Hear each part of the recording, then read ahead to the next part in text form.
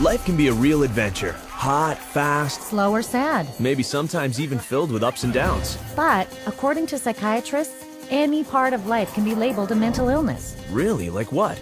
Let's say you're upset after a bad breakup. Well, that could be labeled depression. What if you're nervous before speaking in public? Anxiety disorder. Or being really talkative and super active? Manic. That sounds a little crazy. It does. But how much does this really happen? Let's go ask. How many people do you know that have been diagnosed with a mental disorder?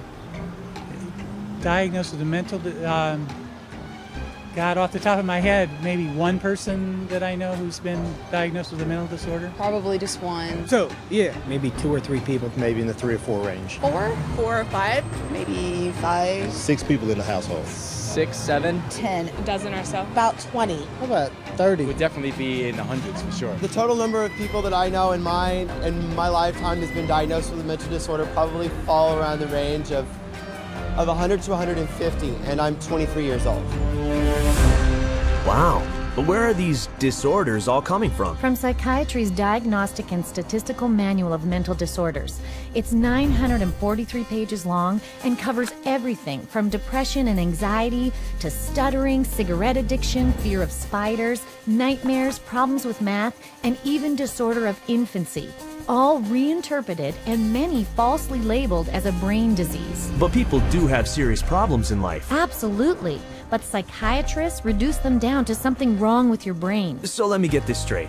Psychiatrists have a book of life problems reinterpreted as mental disorders? That's right. Wow. Then it must be backed up by a lot of science. You'd think so, but it isn't. Psychiatrists at one of their recent conventions admitted to it.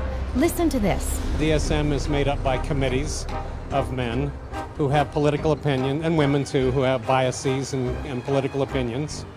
And so there isn't nearly as much science in DSM as there ought to be. Like in the previous one, people had a meeting in the bathroom and they decided that something should be in there, and then they would go and propose it to the whole committee. You have this kind of lumping together of several observations, and when you get enough of them in one tent, you got a diagnosis. DSM system is not the real system of the diagnosis. A lot of the disorders that are in there haven't necessarily been rigorously validated. It's just the best tool that we have available, but it is not perfect. It's so useless that if you give me a patient and the DSM, I'll make at least 20 diagnoses on the same patient. You have to take it with a grain of salt anyway. It's actually getting more and more complicated. We're left with diagnosing things on the basis of checklists and questionnaires, which leaves us sort of out of, as you said, the rest of medicine because we don't have a biological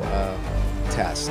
Amazing. The lack of science in the DSM is actually an open secret. Here's what some professionals have to say about it. The DSM is a sham. It's been described as a house of cards. Why? Because the diagnoses are theoretical. They're not based on scientific measurements. It's sort of a shaky level built on another shaky level, built on another shaky level. It is flimsy and that it is easily collapsible under the scrutiny of critical thinking. If you just pull one little fragment of the reasoning aside and question it thoroughly, you'll find it doesn't stand up, and then that means that the whole organism collapses because you've got some wrong premises in there somewhere. In fact, they're all over the place. It is indeed a house of cards because it's predicated on not a solid structure. It is built to create an apparently legitimate edifice, which results in a diagnosis. But any serious inquiry will show it to be illegitimate.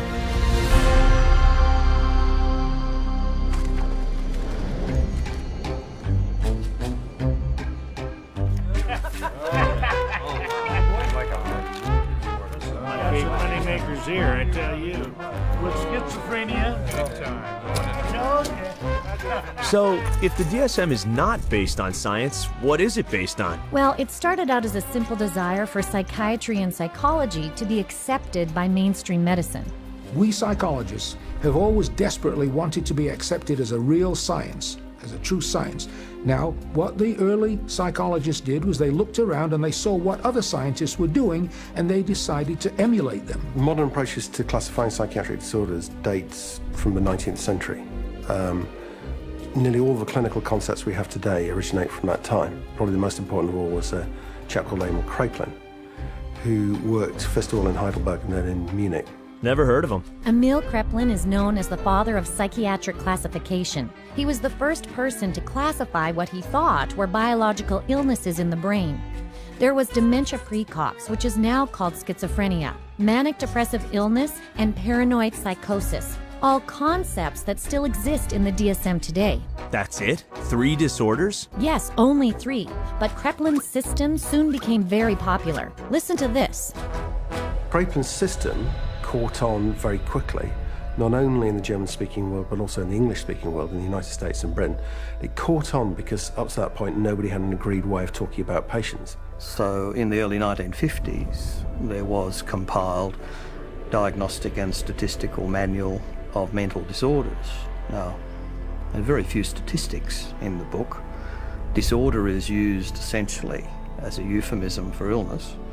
This is a book which catalogues mental illnesses for which no medical sign has ever been discovered.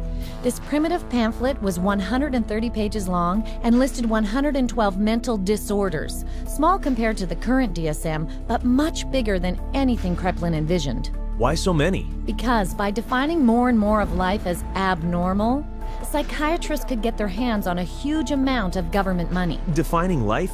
What do you mean? Well, things like holding your breath, biting your nails, thumb-sucking, sleepwalking, poor efficiency, even homosexuality. That's ridiculous. They added all those just to have people to treat? And more. Then the second version, DSM-2, came along in 1968 and expanded to 178 disorders, again to grab even more government insurance money.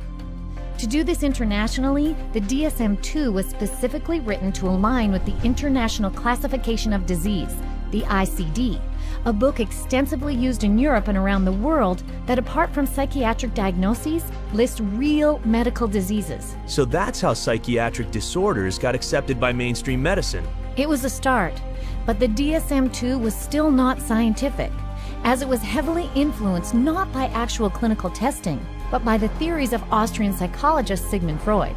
Then there must have been a lot of neuroses in that book, right? Yep. But there was absolutely no knowledge of what caused them, nor did they even look for a cause. Inclusion of the disorder in the classification does not require that there be knowledge about its etiology. So in other words, to make a diagnosis, you really don't need to bother with cause and effect. You don't need to know what causes the condition. Wait a minute.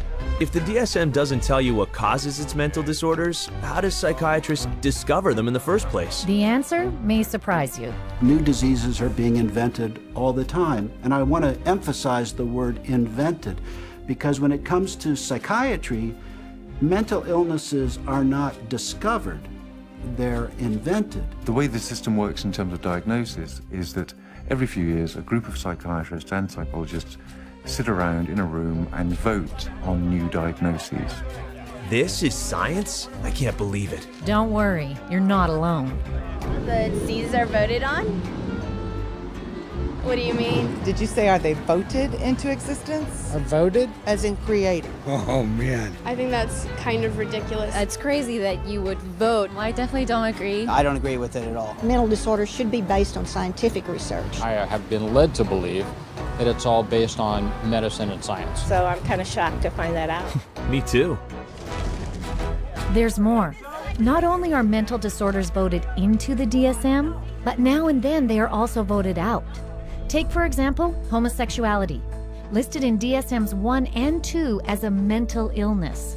This is how the editor-in-chief of the DSM-3, Robert Spitzer, explained it. I came up with a definition in 1973 that made it possible to argue that homosexuality was not a mental disorder. On a vote, essentially, at a conference of the American Psychiatric Association, it was removed. Now, did they discover that homosexuality was not a disease through scientific processes? No. It was included for political reasons, and it was removed for political reasons. And the end result is a vote. It's a supposed democracy. So to call it science is a complete fabrication. So the DSM is actually political, not scientific. Right.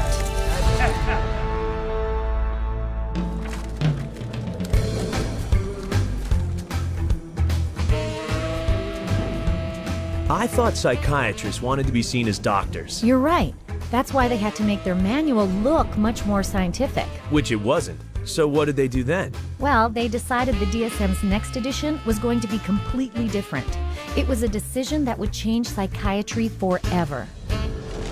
If you roll the clock forward to the 1970s in the United States, basically at that time psychiatry was in very poor shape for a number of reasons. First of all, it was held in very low regard by other members of the medical profession.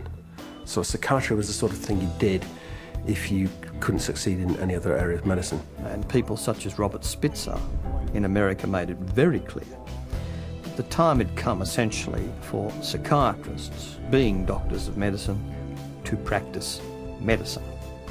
So if a psychiatrist was spending a lot of time dealing with people who were anxious, depressed, these dilemmas, these problems in living now essentially had to be redefined, and they were redefined as medical conditions. And their solution to this was to come up with a manual which defined psychiatric disorders more carefully. So hence we have DSM-3, which is the third edition, which is published in 1980. Under Spitzer, psychiatrists editing the DSM-3 threw out Freudian psychology and decreed that from now on, psychiatry's diagnoses were purely biological. So they finally became scientific. No, actually, not at all. In fact, the political bickering over what disorders to put in and what to leave out of the DSM-3 was even more ridiculous. Here's what one psychiatrist had to say about it. They would squeeze into a room which was about half the size of this one. It was much too small.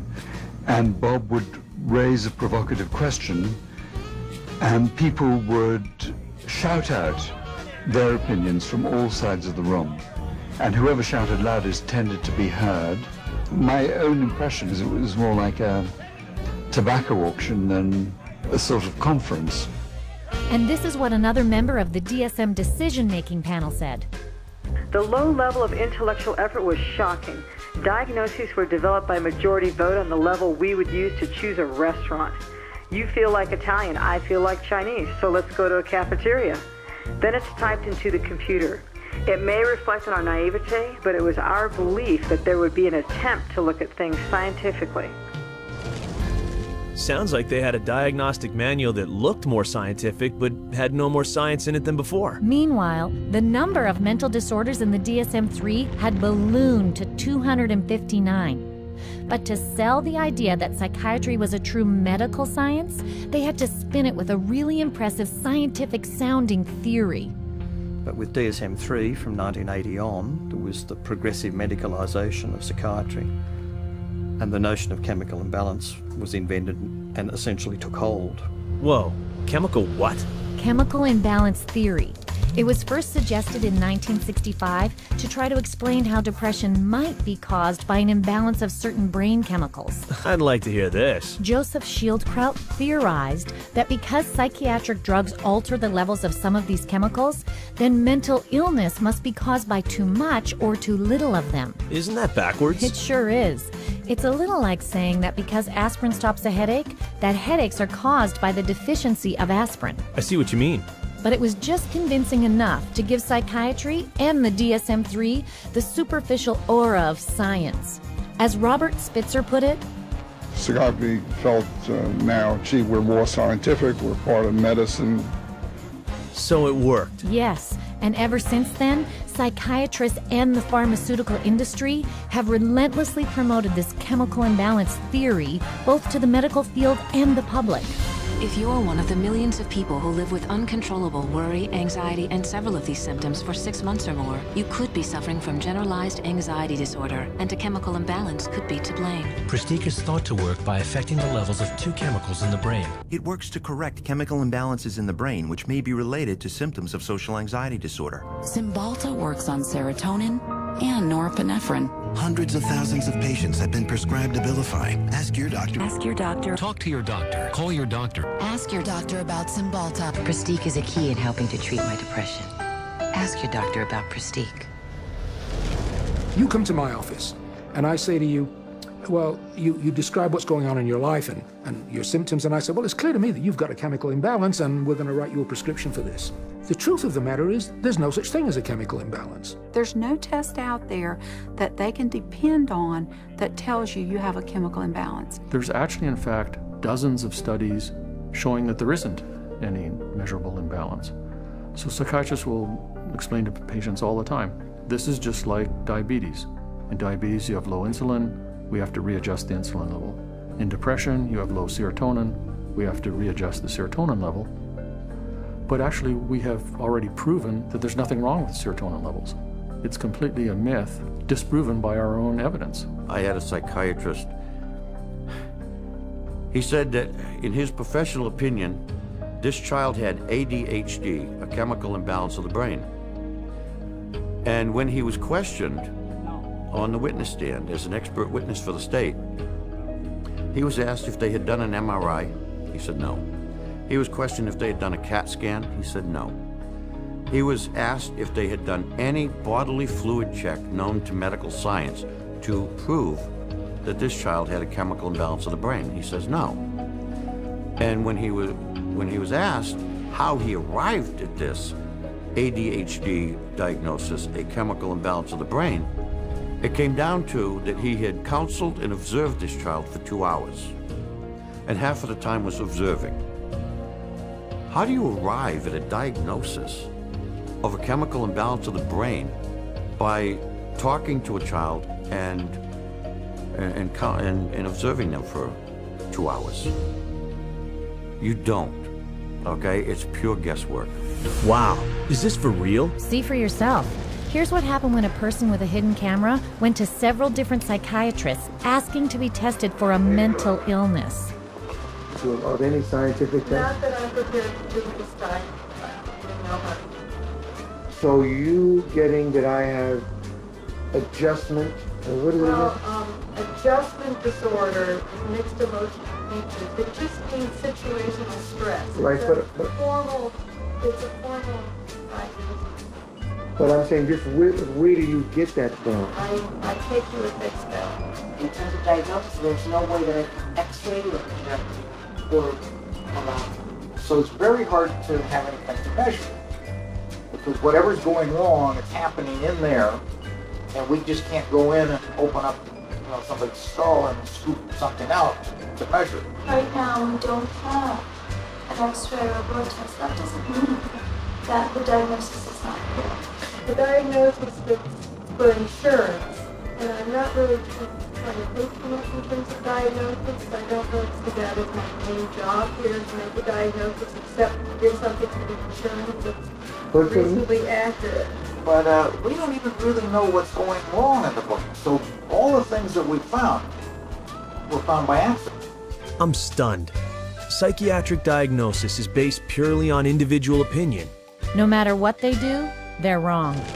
Britain's BBC even did a show on this where 10 volunteers, 5 considered normal, and 5 previously diagnosed as mentally ill, were observed by 3 well-known mental health experts, who were then asked to determine who was who. Oh boy. Watch this. We think that it's likely that you've had a history of bipolar disorder. Is that correct? You're wrong. Okay. We've come to the conclusion that at some time you've been diagnosed with a mood disorder. You're wrong. We were wondering whether at some point in your life maybe that you had suffered from a significant psychiatric problem of some kind or other. No. Not at all? You are wrong. All right, okay. 3 wrong diagnoses in a row. After a whole week of observation, the panel have identified just 2 out of 5 disorders. So much for science. You got that right.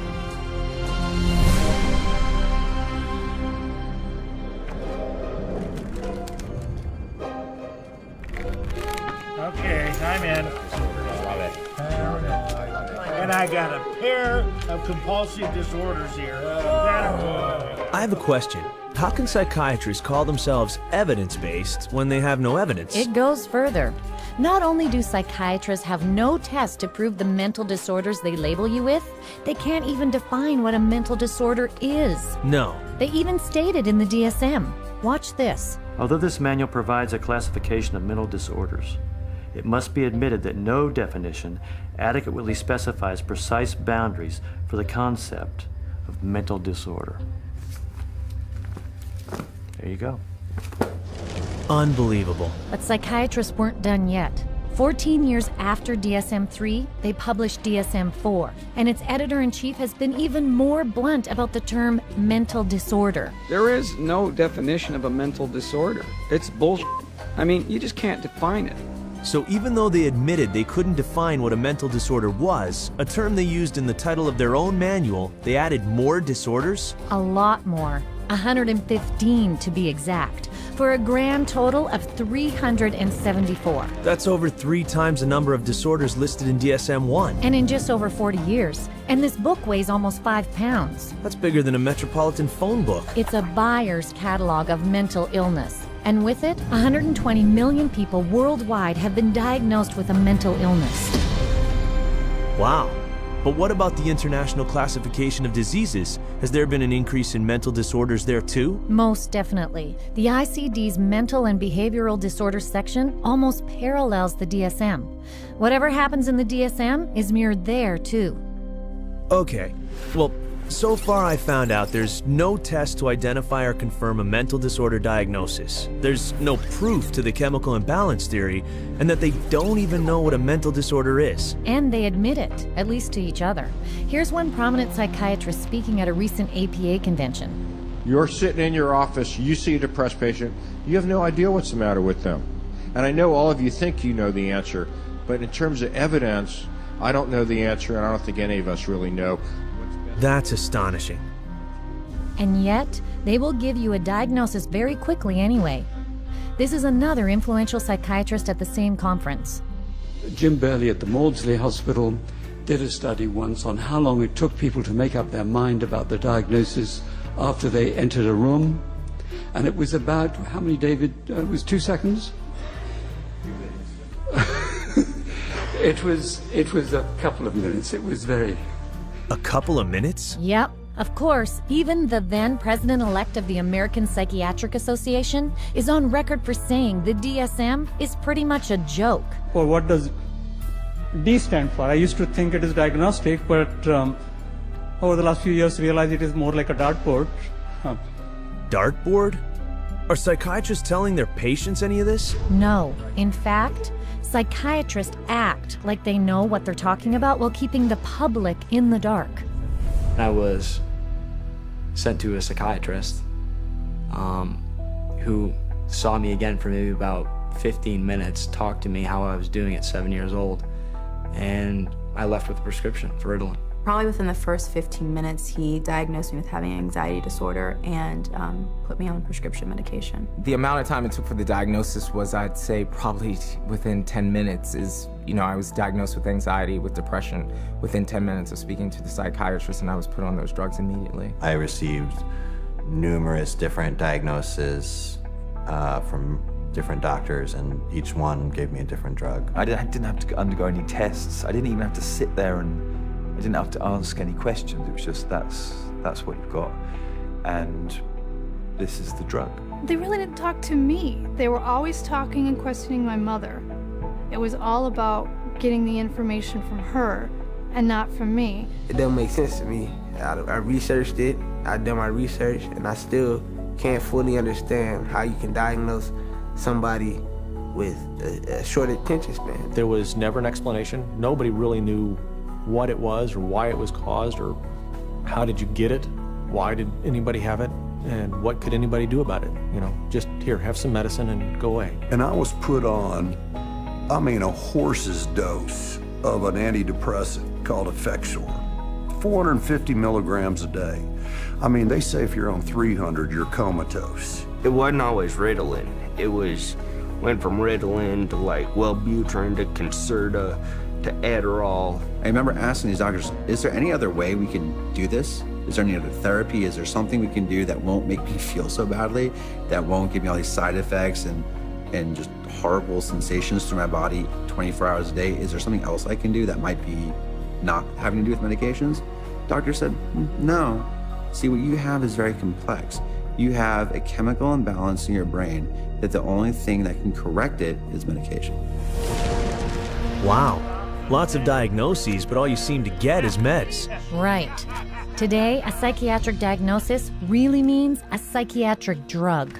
The whole question then becomes, okay, if we apply these labels, what next? And the what next tends to be, you get a prescription.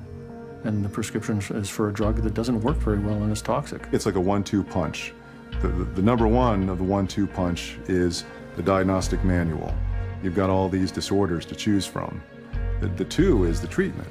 So you've got the diagnostic manual in place, you've got a machinery in place, and then you've got this treatment that is there for the taking. For everything you can think of that might seem to be odd behavior, the psychiatry field has a name for it. And then for every name of every diagnosis you have, there's going to be pharmacology behind it, and they have a pill for it. Let me fan it out and pick a card, and there you go. Here's your label, and there's the drug that we'll give you to go along with that label. 98%, maybe 99% of people will get a diagnosis that justifies the use of a medication and also a follow-up appointment. Because remember, the business of medicine, the business of psychiatry, is seeing patients.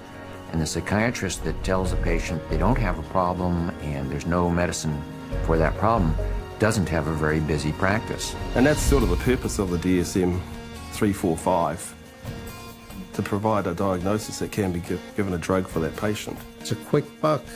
You don't need to do a physical exam. You put it in the chart, it's done. Prescribe away, lifetime patient. That's what the DSM is for. Are they saying the DSM is only there to justify drug treatment? I'm afraid so. Wow.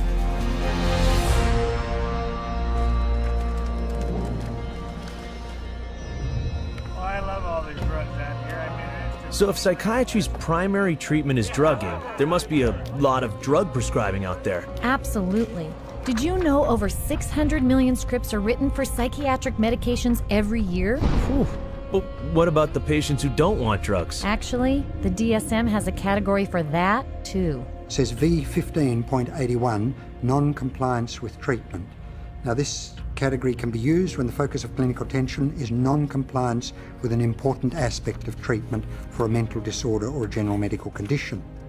If you refuse treatment, then you probably are mentally ill, ipso facto, by that fact alone. So if you don't do what a psychiatrist tells you to do, that's a mental disorder? That's right. That's downright scary. So why wouldn't they follow the treatment? Because the drugs psychiatrists prescribe can cause some very strong and severe physical reactions. You mean side effects? Well, not exactly. Drugs really don't have side effects. Drugs only have effects, and we arbitrarily differentiate those effects of the drug that we like, and we say these are the effects of the drug. And those that we don't like, those are the side effects. It's akin to saying that a bomb that comes down on a building kills people and destroys the building, and the military general says, oh, killing of the people is really a side effect. No, you cannot separate out the destroying of the building and the killing of the people. And so these are not side effects, these are direct effects of the drug creating disaster. People think antidepressants are going to make them happy, but it's not what they do. They numb them down, and then in themselves there's a withdrawal state from the antidepressants. They just become like robots, some of them. They're not actually able to experience the whole variety and range of human feelings and emotions and work with them and express with them and share them with others. Because once you sort of put somebody on a heavy dose psychotic drug, I mean, you're just dehumanizing them. These are very potent, very toxic medicines, cause on themselves diabetes, high cholesterol, cause what's called a metabolic syndrome, truncal obesity, premature hardening of the arteries. They affect the heart and the lungs and kidneys, and you never know exactly what to expect. Most psychotropic drugs lead to massive weight gain. Some of them, like olanzapine, for example, can lead to weight gains of 25, 30, even 40 kilos in a year or two. And that is serious. One of the side effects is it affects your sexual performance abilities. In people who are on a lot of medication, they're just totally unable to detoxify through their liver, and then other functions of the body shut down one by one. These drugs have on their labels may increase risk of suicide and homicide in people who take them. Just like a carton of cigarettes has to say may be hazardous to your health. And there's cases where many people who commit suicide or commit acts of violence are on these medications, which definitely has this type of side effect. You look at the side effect profile is identical to what they're trying to treat, and in some cases worse, and especially in the instance of suicide, then you can see that it's an extremely treacherous area with very, very little actual science behind it. Are you kidding me? These are dangerous drugs. Yes, and there have been thousands, maybe even millions of victims who came to psychiatry for help, but were given drugs that ultimately destroyed them. People such as Candace, on Zoloft because she was nervous before tests. Stephen committed suicide 19 days after being placed on Prozac. Julie, planning for college, hanged herself after only 7 days on Zoloft. Matthew, 13 when he hanged himself. Matt, a 21-year-old on a mix of psychiatric drugs. Caitlin, on Zoloft and Trazodone. Beth, put on Paxil for sleeping problems. Matthew, after starting Lexapro. Charles, on Clozaril. Caitlin, a 12-year-old. Megan, Aaron. Wait. This is insane. Are you telling me all these people who killed themselves had been taking psychiatric drugs? Yeah. An estimated 42,000 deaths a year have been linked to psychiatric drugs. Wow. That's over 3,000 people a month. They should take these drugs off the market. Absolutely they should. But because these drugs are by far the main treatment psychiatrists offer their patients, they downplay the risks. And their patients pay the price. When you get on the psychiatric drugs, you feel just like you don't really want to live anymore. Like, just depressed all the time, and you feel sad. You don't feel like you're in your own skin. It almost feels like you just want to come out of your skin all the time. Get really bad headaches, I'd start shaking, I wouldn't sleep very well, I'd have nightmares. I had started shaking really bad, and it was like uncontrollable, you know, and it's like, I don't understand why I shake so much. It brought on the symptoms that I was trying to escape from, very severe. I'd go through spells where I'd just be completely just dead. There would not be me there. I'd just be standing there and there would be nothing. I think we all have emotions, happy, sad, you know, situational emotions in life, and it didn't allow me to experience them. You don't experience tears, you don't experience a lot of laughter. It just makes life real flatline. I described to a friend of mine as like waking up in a manila folder and it's a cloudy day. Everything is boring, unmemorable, unspecial. It changed me. It changed who I was. It changed the essence of my personality. You know, it just started making me worse. And I got in such bad fights with my brother. I scratched his face up and, you know, stuff like that. I started to experience suicidal ideations almost immediately. And I had never had any feeling like that before. I remember when I was at home one day, I had taken my medication and I thought about killing myself, and I got really scared, so I ran to my brother and I told him, and he just held me and told me not to give up and to just keep trying. And I actually thought that's maybe the one thing that I do have control over, that I could, you know, I could off myself, and I would be out of this roller coaster of an existence. I have been raped. I have been coerced into doing things that I do not care to speak of. But just to put it in perspective, even having experienced that, the experiences in thoughts and loss of self that I had, being put on Prozac was the worst violation I have ever experienced. I'm speechless. People don't even know what these drugs are doing because they trust their psychiatrist. Not only that, recent studies have shown their drugs like antidepressants don't cure disorders any better than a dummy sugar pill, a placebo. So, just to recap, not only does the DSM provide the label psychiatrists put on you, but it justifies their drugging you with powerful drugs that have lots of side effects and don't even work. This is really messed up. Definitely. And yet, they still cling to the idea that they can correct your unwanted behavior with chemicals.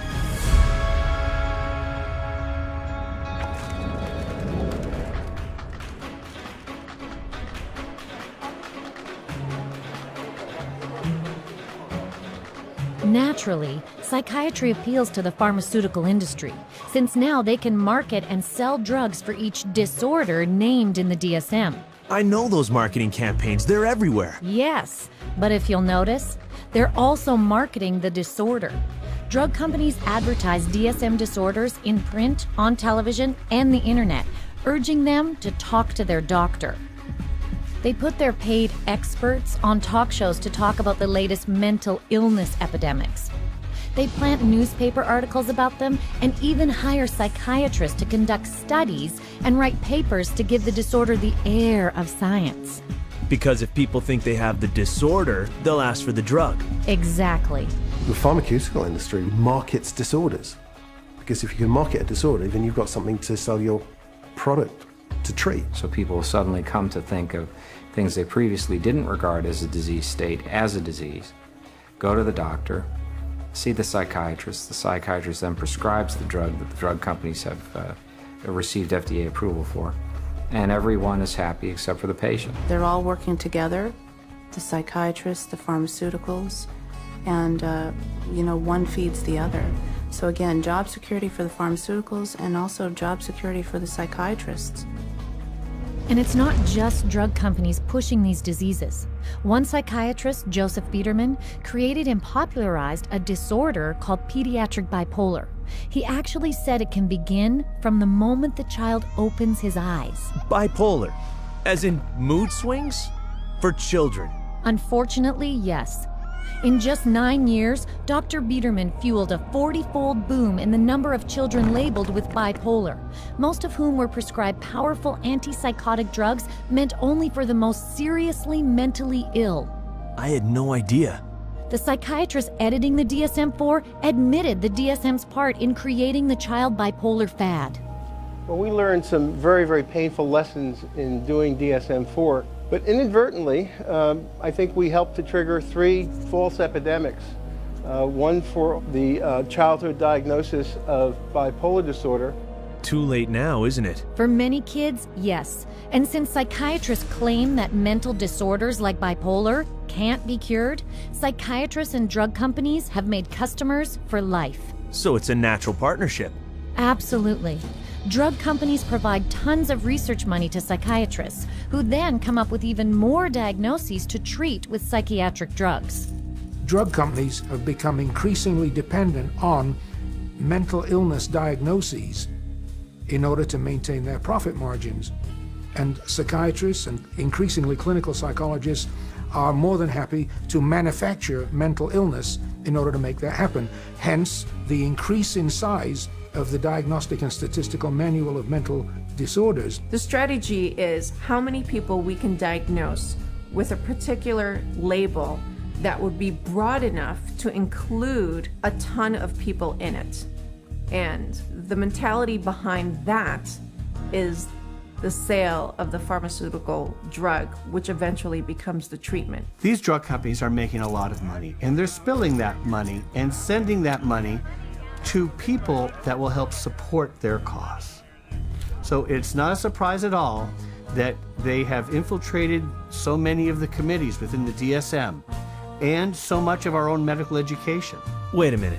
The drug companies have infiltrated the committees of psychiatrists deciding on what disorder to list in the next DSM? On DSM-4, 56% of the committee members had personal financial ties to pharmaceutical companies. the very industry that stood to gain from the 115 extra diagnosable mental illnesses that were voted in. So of course you see more diagnoses that will be treated with drugs. And way more symptoms listed for each one. The whole world is being made crazy, really. We have these proliferation of categories which have become more and more encompassing, encroaching in ordinary everyday life. There isn't a human being on the planet who doesn't have at some point, if not several points, in a day or a week, distress. It's part of being human. But to say that because you have this distress, that you now are diseased. If you take a god man in India who wanders around with a shawl and meditates for 17 hours a day, drinks rainwater and engages in some kind of spiritual or religious discipline or practice where he might roll on the ground for 100 miles to a holy place, people there don't persecute those individuals. They accept them as people engaged in religious practices. But here, if you took those same individuals in India and you had them walk across a campus in America, they would immediately be arrested and put into a psychiatric facility because they're manifesting psychosis. This varies by culture. What do we want to straitjacket everybody? Is everyone going to be the same? What about people that do have a little bit odd behavior? Is a little odd behavior bad or dangerous? It's just different. You want this thing to cover, all manner of aberrant human behavior. So if you can cover every bit of it, then you're going to have the best chance possible to a billable unit of service. And by the way, just in case you don't fit into any of their categories, there's one more they can stick you with. Naturally. This is number 301.9. 312.9. 292.9. Bipolar disorder, not otherwise specified. Gender identity disorder, not otherwise specified. Disorder of infancy, childhood, or adolescence, not otherwise specified. Not otherwise specified. What the hell does that say? They don't know. It's kind of like a catch-all. It's the garbage can for the leftovers. There's even a box for people that don't fit in the other boxes. To me, it's insane. This is like rubbish to me. This is scary to me. This is hackery, quackery, dockery. That's pretty bad science if your categories are so weak that you need a miscellaneous category to pick up all the loose ends. Yeah, like ADHD, not otherwise specified, eating disorder, not otherwise specified, mood disorders, not otherwise specified. You can always use the NOS, the not otherwise specified diagnosis, and that's a billable service. Not otherwise specified means that you're sort of at sea to some extent on the exact diagnosis, meaning it doesn't fit into any of the categories you established. Unspecified mental disorder. You see, that's considered a disorder. Having nothing wrong with you is now a disorder. That's what this says. Can you believe it? No, I can't believe it. There's a category called unspecified mental disorder, as in, we're not describing it for you. That's a mental illness too? It gets crazier. According to the DSM, you could also be diagnosed with a mental disorder it doesn't even list. You're kidding. Listen to this. These diagnostic criteria and the DSM-4 classification of mental disorders reflect a consensus of current formulations of evolving knowledge in our field. They do not encompass, however, all the conditions for which people may be treated or that may be appropriate topics for research efforts. It's even in the language of the introduction, it's basically saying we're trying to have a diagnosis to cover all the bases of anything that somebody could come in complaining about, which is, again, entirely backwards from how medical diagnoses are come to. This DSM isn't even close to medicine, is it? Nope, it's pure marketing.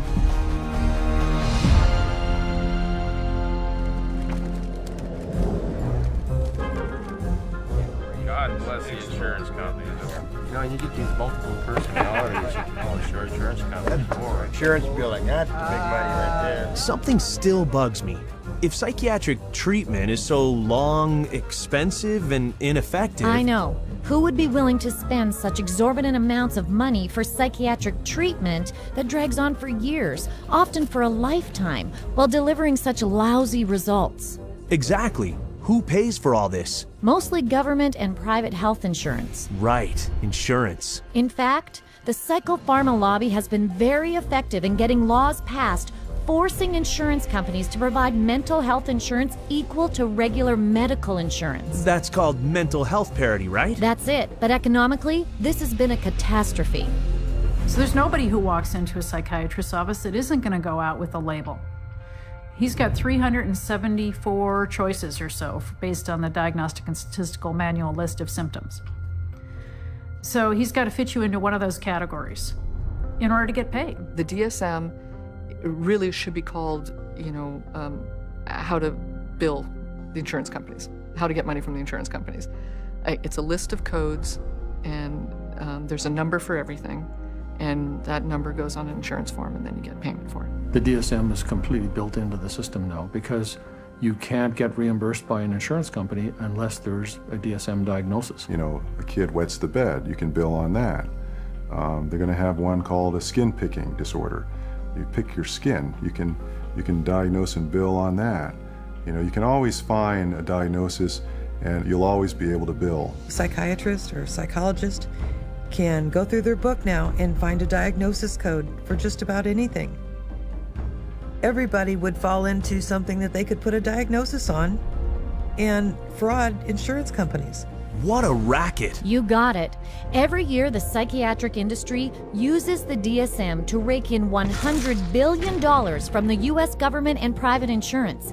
And that's just one country. I'm starting to realize just how much the DSM has pushed up the overall cost of medical treatment. I know. The average insurance bill from psychiatrists is double that of general medical treatment. And that raises what I have to pay for insurance. Right, and it wastes taxes too.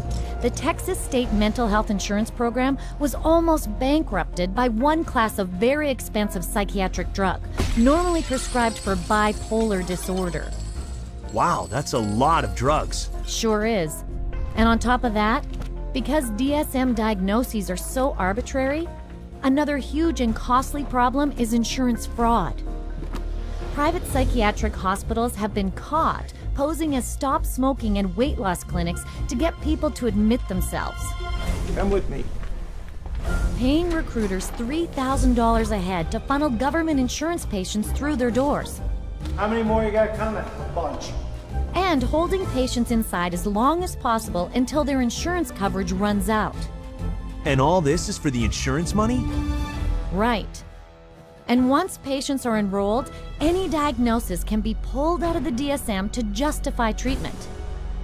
Check out this hidden camera footage from someone posing as a psychiatric hospital worker. I'll say patient display. That's how my opening is always a classic. Patient display. He's sort of, what do you think? You think he's, I thought, I've interacted with him a lot, and I thought he's always appropriate. He's always... But under behavior, what's some good words in here? He's not negative. He's sort of intrusive a little bit. Not really. He doesn't push limits anymore. He's really actually intrusive. He acts sort of anxious. Focus on the negative. And why should we focus on the negative? Because that's how they get paid. This is what they told me. You write what you want to write. I know I got to write for you. So I know what I have to write.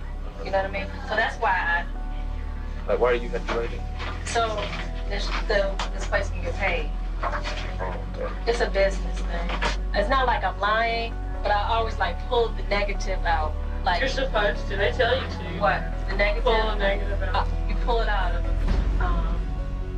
That can't be ethical. It's not. And that's just the beginning of the fraud.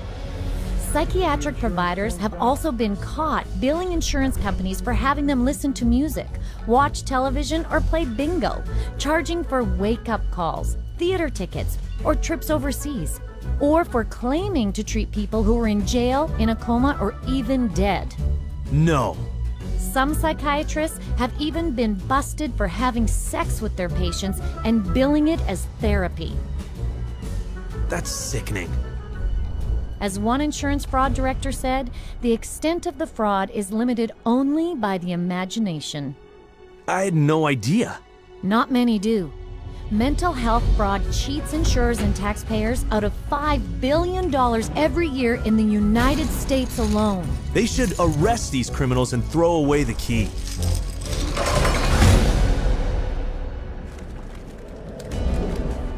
It's the Diagnostic and Statistical Manual of Mental Disorders, the 3rd edition. Did I mention that psychiatry has also been very successful in using the DSM to infiltrate our court system? The courts too? Yep. The clinical diagnosis of a DSM-4 mental disorder is not sufficient to establish the existence for legal purposes of a mental disorder. That's a very interesting point. Basically, what the authors are saying here is that the material in the DSM has no utility in the courtroom in deciding guilt or innocence. It should not be used in courtrooms as part of the legal process. Wait a minute. Didn't the DSM just state that it cannot be used to establish the existence of a mental disorder in a court of law? Precisely. And yet, it is used all the time. Yeah, like in the insanity defense. More specifically, not guilty by reason of insanity. How about custody battles, civil commitments, probate court? She doesn't currently suffer from any type of mental illness that would make her a danger. I've read about psychiatrists appearing in court on opposite sides, each using the DSM to bolster his case, yet each accepted by the court as an expert witness. There was no evidence, as far as I could see, for psychosis or delusions. Because he's suffering from narcissistic personality disorder and a delusional disorder. A complete contradiction. It hasn't always been this way. In the beginning of the 20th century, a psychiatrist in a courtroom would be laughed out of the courtroom by and large. Today, it's commonly accepted testimony as long as it's in accord with the DSM. The danger in using the DSM in a court setting is that you're using a vocabulary that the judge or the jury doesn't fully understand. They are, by concocting these psychobabble words, it makes it seem like there's something there that may not be there. The courts have allowed all this junk science to come into the courts, and they've made case law on it, and once the case law is made, we're stuck with it until it gets overridden. They come in with tests, they come in with their diagnostic categories from the DSM, and they say, we've done tests, we've determined that this person has this numbered malady, and therefore they do. And there's almost no way to pry a judge out of accepting that. When a psychiatrist makes a diagnosis in court, is that the person is sent to a mental institution, deprived of liberty, and we have no idea whether he's guilty or not. On the basis of DSM diagnoses, someone is involuntarily committed to a psychiatric institution every 40 seconds. That's just so wrong. And anyone, anytime, can lose everything because of the opinion of a psychiatrist. Listen to this. I went to a stop smoking course at Vanderbilt. And the doctor, the lady that ran the program said that she goes, we need to get you on a stop smoking medication. So she prescribed me Zyban. Well, after the fact, I find out that Zyban is nothing but this really powerful antidepressant called Wellbutrin. Yeah, I stopped smoking, but I had no idea the hell. I mean, the hell. The hell's gates were being opened when I started taking Zyban.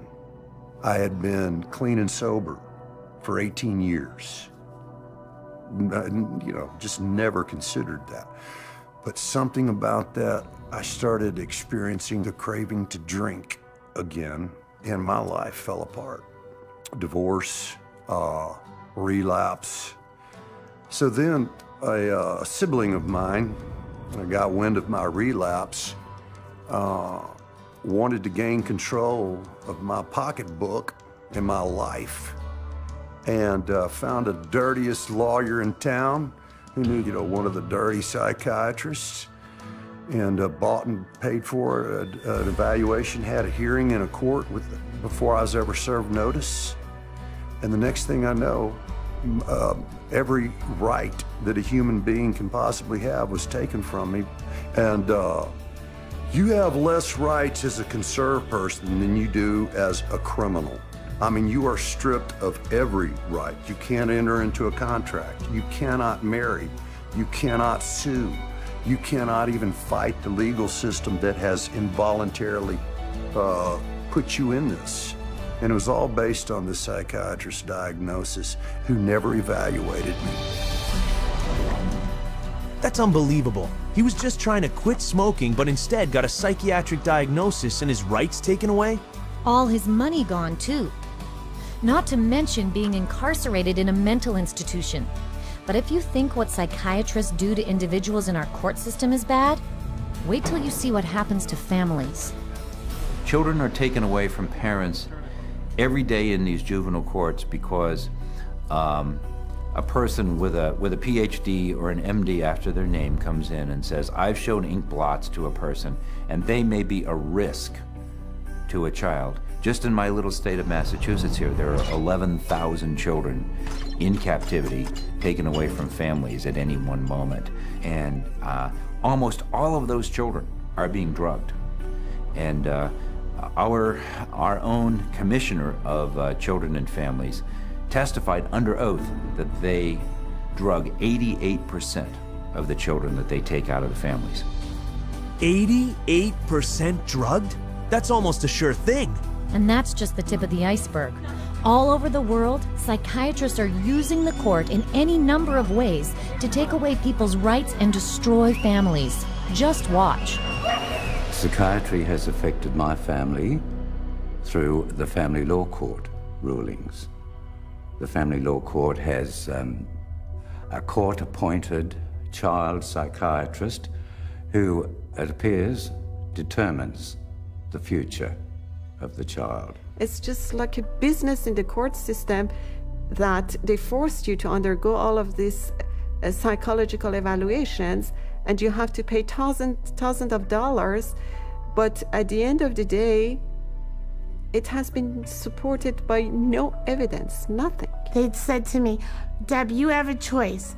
Either you bring your son to get medicated, or we'll take your child away from you and put him in a home that they'll medicate your child. And then good luck. Basically, they were saying, good luck, Deb, to try and get your son back, but you'll get him back medicated anyways. And they put her in hospital, and that's when the psychotropic drugging started with Becky. And at that stage, I had no say over it. They refused to let her go. They would not let my daughter go unless she take medication. This was again a recommendation from the psychiatrist that once my son was radically ripped from his home and literally kidnapped and put in a new home with a perpetrator of domestic violence and of sexual assault, and is where he now lives, this psychiatrist said that he was never to have any counselling and never to see anybody. To have your family just disrupted like that, ripped out from under you, really, your whole life, just gone like that, and then you have to fight every day to get him back. It was very devastating. In some ways, it's worse than a death because it's unresolved, and you know what the truth is. And you feel like giving up and not fighting back for that custody of that child, but you can't. Yeah, there's just no justice. This is terrible. They're tearing families apart based on arbitrary diagnoses rampant in the courts. Exactly. So it's unfortunate that the courts have bought into the DSM. It's unfortunate that the whole psychiatric profession is wedded to the DSM. It's unfortunate that the psychiatric profession is in bed with the drug industry, and it's unfortunate that drugs that don't work are the common prescribed drugs for all manner of conditions in children and in adults. It's the wrong way to go.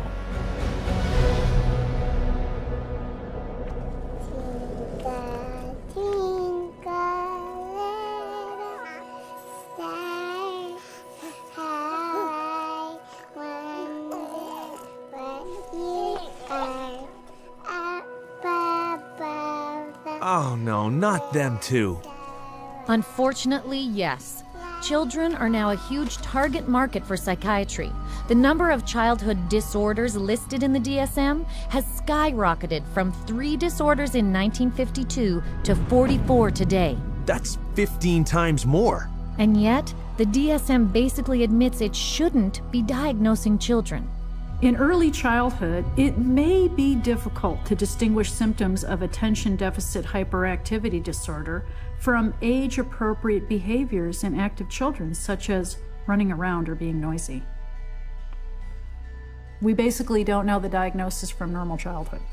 That's what that's saying. Attention deficit hyperactivity disorder. That's what psychiatrists call kids who don't sit still in class, fidget, run, or climb a lot. Basically childhood behavior, right? Right. And 20 million kids worldwide have been labeled with some mental disorder. So instead of letting kids be kids, psychiatrists are now telling parents their children are mentally ill and need psychiatric drugs. It used to be that you were on the playground, you had the weird kid, you had the shy kid, you had the goof off, you had the hyper kid. You can't have that anymore. Now it's all medical diagnoses. For them to come up with new diseases and new issues and diagnosis in their book, it doesn't correct bad behavior, okay? They can give children all the pills they want. It still doesn't correct bad behavior. The thinking still is, you must fit into this mold. And if you don't fit into this mold, there's something wrong with you. And if you're not the person who designs the mold, too bad for you. A child is labeled and then they're brought to professionals who are trained a very particular way. They're all being trained that if the child fits into this category, then we should consider putting them on Ritalin because that's what they do. That is the protocol. The way the Ritalin will be marketed to the parents is that they will say, this is a drug to calm your child down. What they won't say is that methylphenidate is a form of speed. It's a form of amphetamine, and what we're actually doing is overdosing your child on speed. It's a stimulant. So naturally it's going to increase heart rate, increase blood pressure, and you put a kid out on a football field on a hot summer day, and his risk of having a cardiac event of some sort has just gone up. You know, I heard that stimulants given to kids diagnosed with attention problems are chemically very similar to cocaine. Yeah, and they have such a high potential for abuse, they're listed by the US government in the same category as morphine, opium, and methamphetamine. So who are psychiatrists going to drug next? Babies? Exactly. They're using what they call Diagnostic Classification 0 to 3, or DC 0 to 3. It's like a mini DSM for babies and toddlers. Listen to this. We already targeted our school children with ADHD and bipolar. That's already done. That was done 20 years ago. And we're moving younger with DCO3 to the 0 to 3 age group, where they're trying to make popular the idea that it's okay to medicate 0 to 3-year-olds. The idea of a program to determine whether a child from birth to the age of 3 has a mental illness is so preposterous, so absolutely insane, that it's simply an additional part of the insanity that is now extant throughout this country. I cannot think of a program that is more insane than that. How are they going to diagnose a 1-year-old or an infant with a psychological disorder? How do they know? You almost have to ask ourselves, if our societies become sick, what are we doing to our fetuses, our infants, our children, that would make us need to have psychiatric medications? We're rolling dice with life. We're rolling dice with our children who can't even discuss it with anybody. They have no control. They are the helpless victims, and the ones who are supposed to protect them and care aren't armed with the facts. If parents knew all this, they'd be furious. You bet they would. But watch out, because the DSM also says you could catch a psychiatric disease from your children. You can't be serious. It's in the DSM.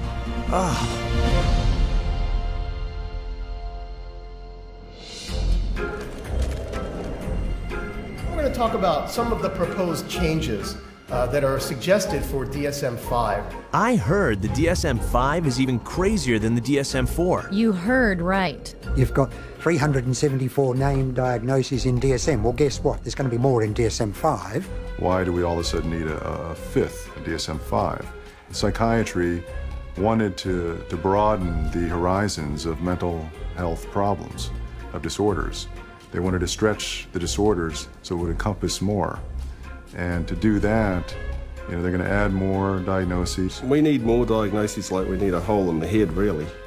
They're not serving a purpose for mankind, all these diagnoses. They're almost laughable, some of the diagnoses. Laughable? Really? Well, they're talking about hoarding disorder if you don't throw enough things away. Persistent difficulty discarding or parting with personal possessions. Binge eating disorder if you overeat too often. Recurrent episodes of binge eating. Oh, and there's skin picking disorder. So it's recurrent skin picking resulting in skin lesions. Those are mental disorders? And for children, there's a new disorder that will scoop up the huge number of kids whose tantrums don't yet qualify for bipolar. They've created temperate dysregulation disorder to seem a little bit more mild of the condition and include a lot of the younger population in terms of that diagnosis. And what it essentially does, it just broadens bipolar disorder into a whole other new category. And where they don't fit into bipolar, now they can fit into this other diagnosing criteria. So the net is getting wider and wider. More than you know. They're even considering adding a label for spending too much time on the computer. Internet addiction diagnosis. It's another example of, just taking something going on in the popular culture that's, pretty widespread and then finding a way to pathologize it. I know people personally that spend 12, 13, 14 hours a day on the internet or social networking groups like Facebook. So there is something going on there. But is it a condition that we need to then label and drug? Absolutely not. That is laughable. Yeah, until you consider that in China, the government has already set up psychiatric clinics that treat teenagers for, quote, problematic computer use, sometimes using electroshock to cure them. No. And if you think that's bad, there's one more proposed inclusion into the next DSM that is truly chilling. It gets worse? This one takes the diagnosis of mental illness a major step further. Psychosis risk syndrome, known more recently by the convoluted title of attenuated psychotic symptom syndrome. That's a mouthful. What does that mean? A really scary thing that's coming on the horizon is to come up with a whole bunch of diagnoses in there that are looking at people who currently are mentally well adjusted but have a risk of developing a mental illness in the future. They're still thinking they can define well before the symptoms develop the risk of a person developing a major mental disorder without any biochemical, biological or genetic tests or any physical test whatsoever. They don't know the cause of a mental illness. They can't treat it, they can't cure it. So how can they launch a preventative campaign for mental illness? It just logically, it falters. Wait a second. Do psychiatrists really think they can predict a disorder sometime in the future? Let's hear it from them. How can psychiatrists know if you're going to have a mental disorder in the future? Again, that we don't know categorically who will develop psychiatric illness in the future. It's really hard to say, actually. I don't know if you could 100% predict for anybody. You can't forecast if one will develop a psychiatric disorder. Maybe not, or maybe yes. It's hard to predict. It's hard to predict. There's no way to predict that. Well, I don't think that nobody knows that. There's no way to tell. Nobody knows? I don't think anyone can know what's going to happen in the future. They obviously have no clue. Yeah, but despite this, they're already proposing to screen kids for future mental illness. So they can treat them now. You bet. I would hate to see us go into the type of society where people are locked up for what they may do in the future, rather than what they actually have done. Identifying people who are pre-psychotic would be a huge industry. Wow, that's truly terrifying. And the crazy part is, psychiatrists are still moving forward on DSM-5 when some of their most influential openly admit it's completely worthless. Any comment on DSM-5? It's of no use to us in the rest of the world. Even the psychiatrist in charge of the U.S. National Institute of Mental Health is less than enthusiastic about it. I don't do DSM. I'm not involved. So, and that maybe tells you more than anything. NIMH is not involved with DSM. So the top guy at the biggest government psychiatric organization in the world wants nothing to do with the DSM? That's what it looks like. It's a total sham. The Diagnostic and Statistical Manual is effectively the story that is being wrapped up in statistics and numbers and categories, that when medicine tosses, doesn't fit any of our categories over to psychiatry, psychiatry says we'll find a category, and if we don't, DSM-5 or 6 or 7 will. I think in 2016 we'll be looking at DSM-6, and there will be 1,425 diagnoses, and I'll have 900 of them. That is crazy. Yeah, but all of it is designed to fit more and more people under psychiatry's diagnostic umbrella. So they can cash in on even more normal behavior. There you go.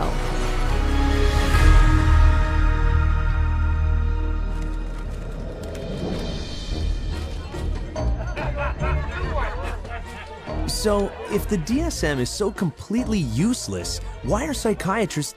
Oh, gotcha. It's all about money, isn't it? With psychiatry, it's always about money. And it all starts with the DSM. As Robert Spitzer said, the American Psychiatric Association found out it could make a lot of money by selling it. They've made a tremendous amount of money. Every time they revise the DSM system, the American Psychiatric Association makes a hell of a lot of money. A hell of a lot of money? How much are we talking about? $6.5 million in sales a year. Whew. But it's not just selling the DSM that rakes in the profits. Psychiatrists and drug companies make money every time they use it to diagnose someone. You create disorders so that you can treat it with a drug. It's the ultimate money-making machine. How many people can we drug? How many labels can we put out there? How many people can we herd into these labels and feed them a drug so we can get richer, make more money? There's an inherent conflict of interest, and that conflict of interest is driven by the desire to make money. More money, more money, more money than one should expect. Huge money in the psychopharm business. If you really did the research on these diagnoses, see that 90% of them or more don't exist, they're not valid, then that's all of a sudden, all that reimbursement from insurance companies disappears. So we have to cut the money cord, as well as cutting the DSM cord if we're ever going to really succeed stopping this juggernaut from continuing. And once again, it's follow the money, and you'll get your answer every time. This has been a big eye-opener. Let's see, there's no lab test for a so-called mental disorder, which psychiatrists can't even describe in their own manual.